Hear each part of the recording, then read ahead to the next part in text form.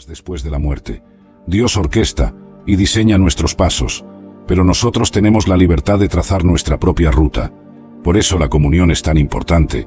Nuestros hermanos son responsables a veces de mantenernos dentro del camino, siguiendo en línea recta, sin flaquear y paralizarnos ante las vibraciones. La Iglesia será el pegamento que te mantendrá cerca del camino de Dios, pero siempre estate atento. No basta seguir el camino que juzgas correcto, pero alejarte de Cristo. Para una vida cristiana, solo existe un camino, no hay curvas. Para el pueblo de Dios, la vida eterna no es una elección del miedo, sino del amor. Es el fortalecimiento del pacto de Dios con la humanidad. Hay aún un grupo que especula que nuestras almas son dirigidas a un estado temporal, sea en el cielo o en el infierno, esperando la resurrección final y el juicio que decidirá el destino eterno. Sin embargo, ¿qué nos revela de forma definitiva la Biblia? Es fundamental comprender que la Biblia nos esclarece sobre el destino de las almas, o espíritus, de aquellos que tienen fe en Dios y viven de acuerdo con sus enseñanzas en la tierra. Estas almas serán conducidas al cielo después de la muerte.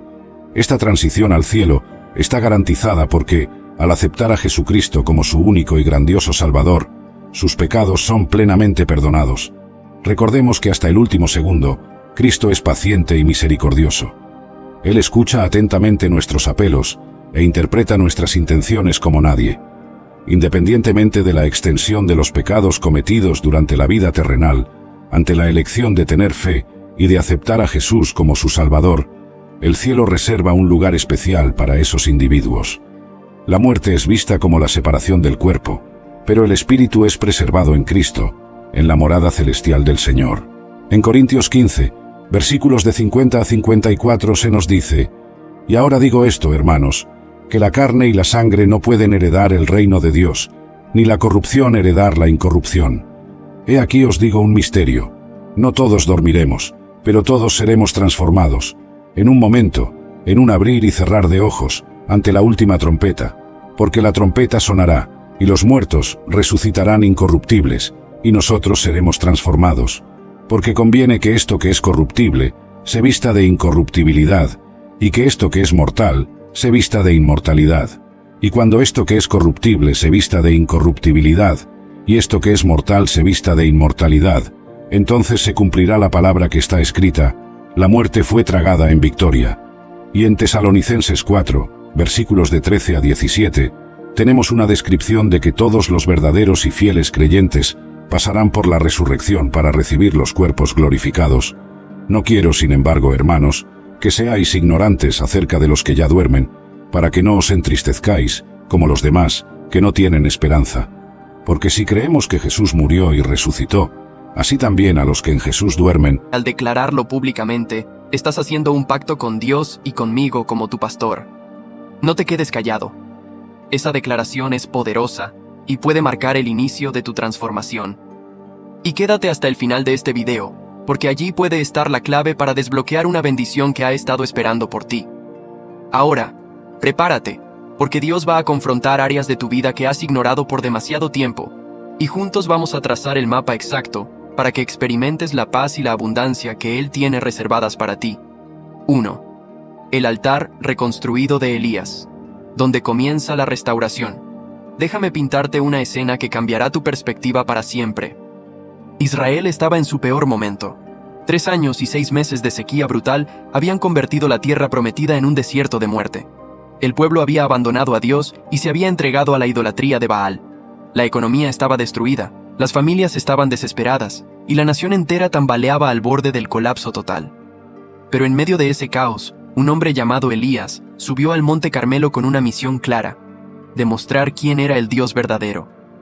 Y aquí viene la parte que necesitas grabar en tu corazón. Antes de que cayera fuego del cielo, antes de que se manifestara el poder de Dios, antes de que viniera la lluvia de restauración, Elías hizo algo específico. Reparó el altar del Señor que había sido derribado. Escúchame bien, porque esto es fundamental para tu vida. Ese altar representa tu relación con Dios. Y si hoy estás viviendo en sequía espiritual, si la paz se ha alejado de tu vida, si la abundancia parece un sueño lejano, es porque tu altar está en ruinas. Has permitido que otras cosas ocupen el lugar que solo le corresponde a Dios. Tu trabajo se volvió tu altar. Tu cuenta bancaria se convirtió en tu fuente de seguridad. Tus planes personales desplazaron los planes de Dios, y ahora estás pagando el precio de ese desorden de prioridades. ¿Quieres saber cuál es tu problema real? No es que te falte dinero, no es que las oportunidades no lleguen, no es que la vida sea injusta contigo. Tu problema es que has invertido el orden divino. Has puesto primero tu carrera, tu negocio, tus sueños, tu familia, y a Dios lo has relegado a los momentos libres que te quedan, si es que te quedan. Y te voy a decir algo que duele pero que es verdad. Dios no acepta sobras. Él no quiere los restos de tu tiempo. Él no se conforma con ser una opción más en tu lista de prioridades. Él exige y merece el primer lugar. Déjame contarte algo personal que me partió el corazón. Hubo un tiempo en mi ministerio donde estaba tan ocupado trabajando para Dios que descuidé mi comunión con Dios. Predicaba, organizaba eventos, asesoraba a personas, pero mi altar personal estaba descuidado. Mis oraciones se volvieron mecánicas. Mi lectura bíblica se convirtió en una tarea más por cumplir. ¿Y sabes qué pasó? Comencé a experimentar sequía, no en lo económico, sino en algo peor, en lo espiritual. Perdí la paz, me invadió la ansiedad, y aunque por fuera todo parecía funcionar, por dentro estaba vacío. Todas las profecías mesiánicas se cumplirían en un único evento grandioso. Consecuentemente, cuando Jesús vino y no realizó todo lo que estaba previsto, muchos judíos concluyeron que él no podía ser el Mesías prometido. Esta confusión persiste hasta hoy y sigue siendo uno de los principales obstáculos para la aceptación de Jesús como el Mesías entre los judíos. La teología cristiana, que distingue entre la primera venida de Jesús, centrada en la redención espiritual, y su segunda venida, cuando todas las profecías serán plenamente cumplidas, no encuentra paralelo en la escatología judía tradicional. Íntimamente ligada a la confusión sobre las venidas del Mesías está la cuestión de la divinidad de Jesús, un concepto que choca frontalmente con el monoteísmo estricto del judaísmo. En el corazón de la fe judía está el Shema, una declaración fundamental encontrada en Deuteronomio 6, 4-5. Escucha, Israel, el Señor nuestro Dios es el único Señor. Esta afirmación de la unicidad absoluta de Dios es el pilar central del judaísmo. Las afirmaciones de Jesús sobre su divinidad eran vistas como blasfemia por los líderes judíos. Cuando Jesús declaró, «Yo y el Padre somos uno», Juan 10, 30, o antes que Abraham existiera, «Yo soy», Juan 8, 58, él estaba, a los ojos de los judíos, violando el principio más sagrado de su fe. La idea de que Dios pudiera convertirse en hombre, o que un hombre pudiera ser Dios, era simplemente inconcebible en la teología judía tradicional. Es importante notar que el concepto de encarnación divina, central para la cristología, no tiene precedentes en el judaísmo. Mientras los judíos creían que Dios podría manifestarse de varias formas, como en la zarza ardiente o en la nube en el desierto, la idea de Dios asumiendo forma humana permanentemente era considerada una disminución de la trascendencia e inmutabilidad divinas.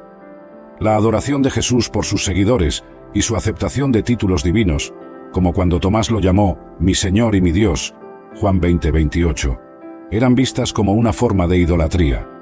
Para los judíos, adorar cualquier cosa o cualquier persona, además del Dios único, era una violación grave del primer mandamiento. Los fariseos y los escribas habían desarrollado un elaborado sistema de leyes y tradiciones orales que, según ellos, ayudaban a interpretar y aplicar la ley de Moisés. Estas tradiciones eran consideradas casi tan sagradas como la propia ley escrita. Jesús, sin embargo, frecuentemente desafiaba estas tradiciones, argumentando que a veces oscurecían el verdadero propósito de la ley de Dios. Un ejemplo notable se encuentra en Mateo 15, 1-20, donde Jesús critica a los fariseos por concentrarse en rituales de purificación externa mientras descuidaban la pureza del corazón. Él declaró que no es lo que entra en la boca lo que contamina al hombre, sino lo que sale de la boca, esto sí contamina al hombre. Mateo 15, 11. Milagros demostraba diferentes facetas del poder y la misericordia de Dios, construyendo una reputación que se extendió mucho más allá de las fronteras de Israel. Lo que pocos sabían es que Eliseo también desempeñaba un papel crucial en la seguridad nacional de Israel. A través de revelaciones divinas, lograba alertar al rey de Israel sobre las emboscadas planeadas por el rey de Siria. Como está registrado en Segunda de Reyes, capítulo 6, versículos 8-10, esta información era tan precisa que el rey de Siria llegó a sospechar de traidores entre sus propios consejeros. La sociedad israelita de aquella época vivía una dualidad interesante. Por un lado, había una estructura política formal, con un rey y su corte. Por otro, existía esta línea profética, representada por hombres como Eliseo, que a menudo confrontaban el propio poder establecido cuando éste se desviaba de los caminos de Dios. Esta tensión entre el poder secular y el espiritual era una característica destacada de la historia de Israel. La relación entre Eliseo y el rey de Israel era compleja. Aunque el profeta frecuentemente asistía al rey con información estratégica vital, no dudaba en confrontarlo cuando era necesario. Esta dinámica reflejaba el papel más amplio de los profetas en la sociedad israelita. Eran simultáneamente consejeros y críticos, portavoces divinos y reformadores sociales. La región donde se desarrolla nuestra historia, Dotán, tenía un significado histórico particular para el pueblo de Israel. Fue en Dotán donde José, siglos antes, había sido vendido por sus hermanos a los comerciantes ismaelitas. Génesis capítulo 37 vers 17. Ahora, esa misma ciudad sería escenario de otro evento extraordinario, demostrando cómo Dios frecuentemente usa lugares históricos para escribir nuevos capítulos de su obra. Las ciudades de la época eran construidas estratégicamente, generalmente en la cima de colinas, rodeadas por murallas para protección. Dotán no era diferente. Su ubicación permitía una vista privilegiada de los alrededores, lo que hacía aún más sorprendente el hecho de que un ejército entero hubiera logrado rodear la ciudad durante la noche sin ser detectado. El escenario geopolítico de la época estaba marcado por alianzas inestables y conflictos frecuentes. Siria, gobernada por Ben-Hadad, era una potencia regional que frecuentemente entraba en conflicto con Israel. Estas tensiones no eran solo territoriales, sino también involucraban disputas comerciales y religiosas. Los sirios, adoradores de Rimón, veían con desconfianza la fe monoteísta de Israel. Mientras que la mayoría de las batallas de aquella época eran decididas por ejércitos y estrategias militares convencionales, el episodio que estaba a punto de suceder en Dotán demostraría un tipo completamente diferente de guerra, una que involucraba fuerzas invisibles a los ojos naturales, pero no menos reales o poderosas. Durante generaciones se convertirían en cenizas. Líderes comunitarios tuvieron que huir por sus vidas. Comunidades antiguas que habían sobrevivido la caída de imperios, persecuciones y cambios culturales masivos, de repente se enfrentaban a la extinción. Pero aquí es donde la historia se vuelve aún más extraordinaria. Esto no está pasando solo en India. Lo que está sucediendo con los Bnei Menashe es parte de algo mucho más grande, algo que te va a asombrar cuando entiendas el patrón completo. Los Bnei Menashe viven en una de las regiones más aisladas del mundo.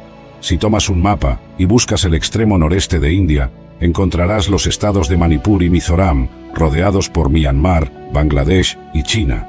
Es una zona montañosa, de difícil acceso, donde las tradiciones antiguas pudieron sobrevivir porque el mundo moderno simplemente no llegaba hasta allá. Son aproximadamente 9.000 personas distribuidas en pequeñas comunidades a través de estas montañas. A primera vista, podrías pensar que son como cualquier otro grupo tribal del sudeste asiático. Pero cuando empiezas a observar más de cerca, te das cuenta de que algo extraordinario está pasando aquí. Cada viernes por la noche, estas familias encienden velas y recitan oraciones en un idioma que sus vecinos no entienden. Es hebreo. Cantan sobre el cruce del Mar Rojo como si hubieran estado allí. Relatan historias de Abraham, Isaac y Jacob, con detalles que no aparecen en ningún libro de historia local. Tienen una tradición oral que habla de sus antepasados cruzando un gran cuerpo de agua, de caminar por el desierto, de recibir la ley en una montaña sagrada. Estas no son metáforas ni símbolos. Para ellos, estas son memorias familiares transmitidas de generación en generación. Lo más impactante es que guardan el sábado de manera estricta. Desde el viernes por la noche hasta el sábado por la noche, no trabajan, no cocinan, no encienden fuego. Siguen las mismas reglas que los judíos ortodoxos han seguido durante milenios, pero ellos las aprendieron de sus abuelos, no de ningún rabino. Celebran festivales que corresponden exactamente con el calendario bíblico. Tienen una celebración que coincide con la Pascua, donde cuentan la historia del éxodo de Egipto. Tienen rituales de purificación que reflejan las leyes levíticas. Practican la circuncisión al 8º día, como está mandado en Génesis 17 versículo 12. Pero aquí viene lo que realmente te va a sorprender.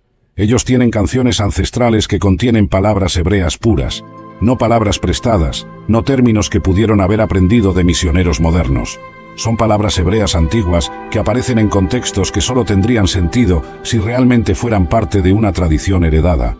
Una de sus canciones más sagradas habla de Jerusalén la dorada y de su deseo de regresar. Otra describe el templo de Salomón con detalles arquitectónicos específicos. Estas canciones existían mucho antes de que cualquier misionero llegara a la región. Sus ancianos recuerdan historias sobre un lugar llamado Shinlung, que según sus tradiciones orales fue un punto de parada durante la gran migración de sus antepasados. Describen este lugar como una cueva o refugio. Con miedo al futuro, te olvidas de que Dios ya está ahí. Piensa en esto. Cuando tienes miedo de lo que va a pasar mañana, lo que realmente estás diciendo, sin darte cuenta, es que no confías en que Dios tiene el control. Es duro de escuchar, pero es la verdad. El miedo al futuro es un ataque directo a la fe. Es como si el enemigo viniera y susurrara en tu oído. ¿Y si las cosas no salen bien? ¿Y si no consigues lo que estás esperando? ¿Y si todo se derrumba y te quedas sin nada? ¿Te das cuenta? Es un ¿y si? Tras otro. Te llena de suposiciones, de posibilidades negativas, de escenarios catastróficos que ni siquiera han pasado, pero que en tu mente ya se sienten como una realidad. Y ahí es donde muchos caemos. Empezamos a preocuparnos por cosas que ni siquiera han ocurrido. Nos adelantamos a los problemas. Nos imaginamos lo peor. Y el problema es que cuando vivimos con miedo, nos desconectamos de la fe. La Biblia lo dice claro. Dios no te ha dado un espíritu de miedo.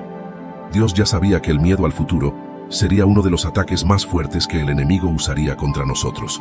Por eso, nos dejó esta verdad en su palabra. Porque no nos ha dado Dios espíritu de cobardía, sino de poder, de amor y de dominio propio. 2 Timoteo 1:7.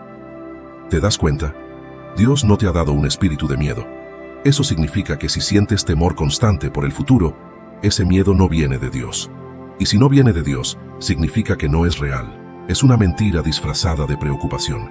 Pero aquí viene lo poderoso. Dios sí te ha dado algo más grande que el miedo. Te ha dado poder para que enfrentes cualquier cosa que venga. Te ha dado amor para que confíes en Él y no te ahogues en la angustia. Te ha dado dominio propio para que no permitas que la ansiedad y la incertidumbre gobiernen tu mente. Eso significa que no tienes por qué vivir paralizado por el miedo al futuro. Tienes herramientas espirituales para vencerlo. Lo que el enemigo usa para aterrorizarte, Dios lo usa para fortalecerte. El miedo no puede cambiar tu futuro, pero la fe sí ahora. Aquí hay algo que quiero que pienses. ¿Cuántas veces en tu vida te preocupaste por algo que al final nunca pasó? Seguro que muchas. Porque el miedo hace eso. Te roba la paz hoy, por cosas que quizás nunca ocurran. Jesús mismo nos advirtió sobre esto. No os afanéis por el día de mañana, porque el día de mañana traerá su afán. Basta a cada día su propio mal. Mateo 6:34. ¿Ves lo que dice Jesús? No pierdas tiempo preocupándote por el futuro. Dios ya está ahí. Él ya sabe lo que necesitas. Él ya está obrando a tu favor. El miedo no puede cambiar lo que pasará mañana. Pero la fe sí. La fe en Dios tiene el poder de transformar tu futuro. La fe en Dios te lleva a la paz, te lleva a la confianza, te lleva a descansar en su plan. Así que aquí está la primera verdad que tienes que entender. El miedo al futuro es una mentira, es una distracción, y no tienes que caer en esa trampa. Sí, la Biblia comienza con, en el principio, Dios creó los cielos y la tierra. Génesis 1, versículo 1. ¿Notas algo? Dios ya está allí, justo al principio, haciendo la creación. Él no fue creado, Él era el creador. Todo lo que vemos, tocamos y conocemos comenzó con Él. Él estaba allí antes de que las montañas se formaran, antes de que los océanos se llenaran, y aún antes de que la primera luz rompiera la oscuridad. Aquí hay otro ángulo. En el libro de Juan, encontramos un versículo que dice, en el principio era el Verbo, y el Verbo estaba con Dios, y el Verbo era Dios. Juan 1, versículo 1.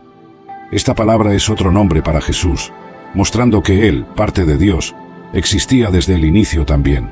Es como un álbum de familia que comienza con un antepasado que siempre ha estado allí, inalterado y siempre presente.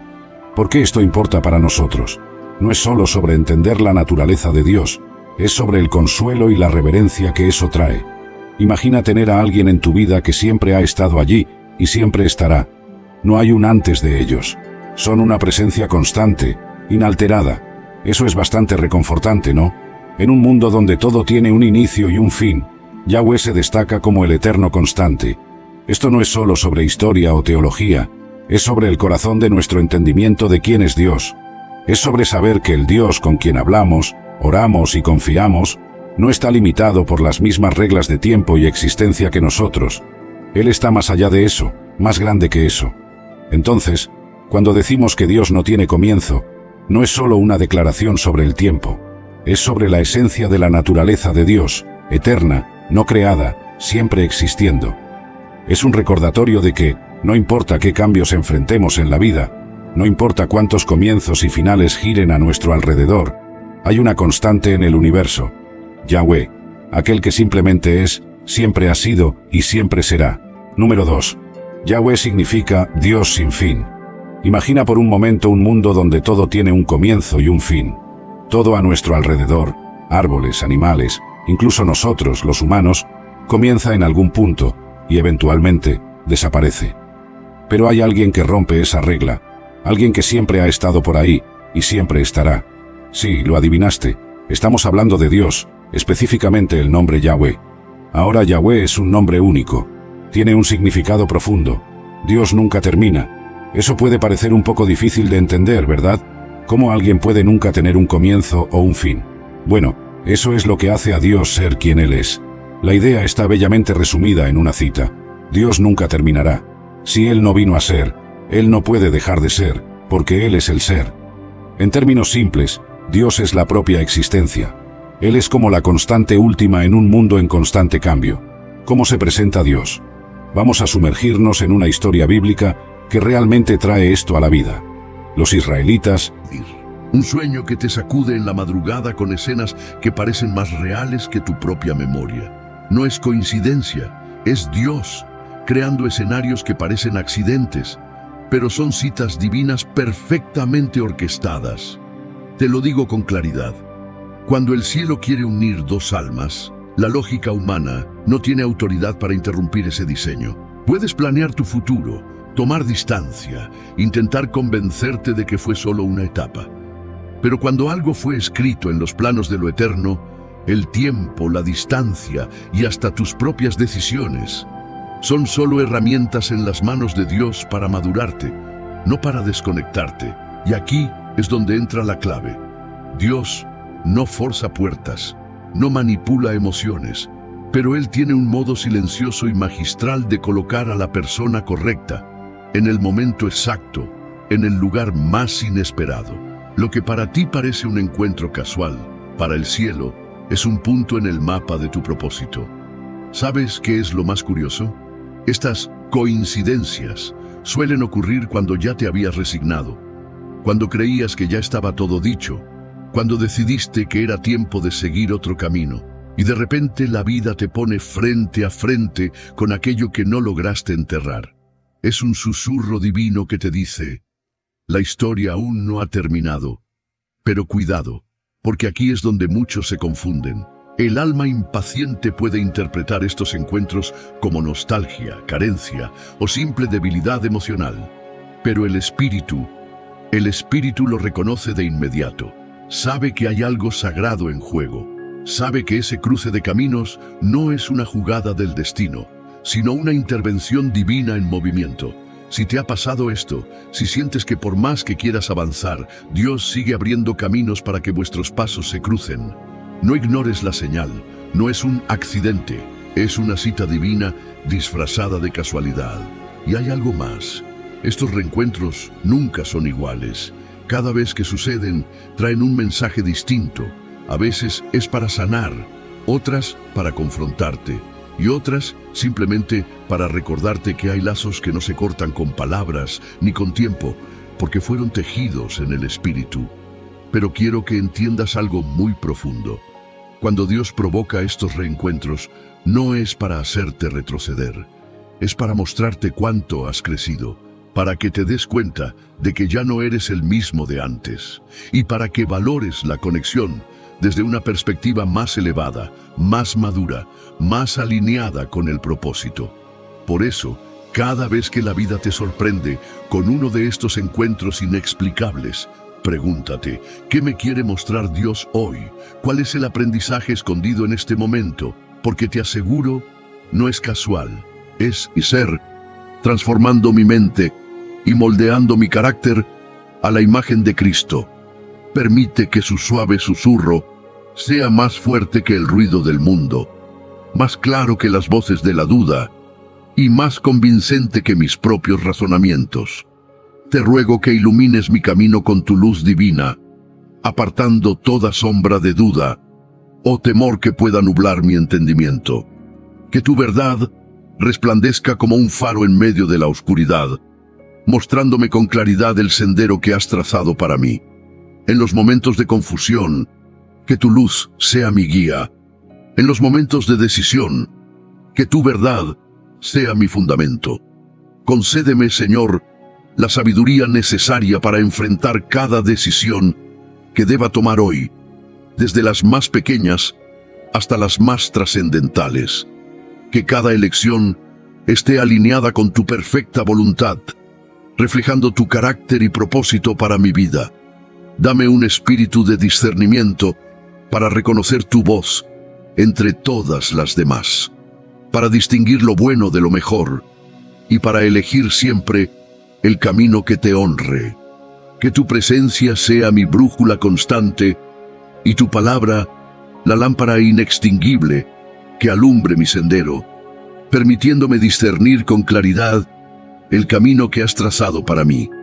En cada encrucijada, en cada momento de duda, que pueda recurrir a la sabiduría eterna de tu palabra y encontrar en ella la dirección que necesito. Amado Dios, te pido que bendigas cada uno de los